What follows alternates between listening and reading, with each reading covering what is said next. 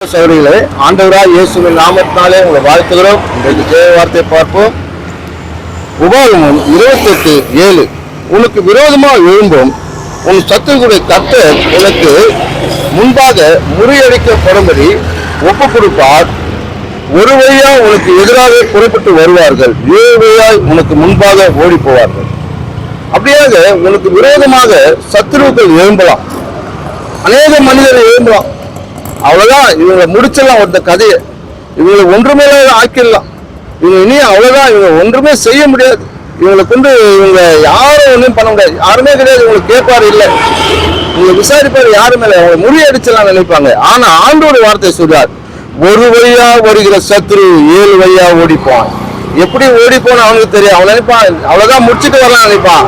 ஆனா வந்த வழியில வர மாட்டான். அவன் 7 வழியா, அவனுக்கு கூட வந்தவன் அத்தனை பேரும் சரி, 10 பேரா இருந்தாலும் சரி, 50 பேர் இருந்தாலும் சரி, உன்னை விட்டு ஓடி போவாங்க. ஓடி போறது ஒரு வழியா ஓட மாட்டாங்க, 7 வழியா ஓடுவாங்க. நீ பயப்படாது, ஆண்டவர் உனக்கு துணையா இருக்கிறார். ஏன் அவர் சொல்லுகிறார், சத்துரு எவ்வளவுதான் உன் பெருகினாலும், சத்துரு எவ்வளவுதான் உன்னை மேற்கொள்ள நினைத்தாலும், ஆனா உன்னை மேற்கொள்ளவே முடியாது.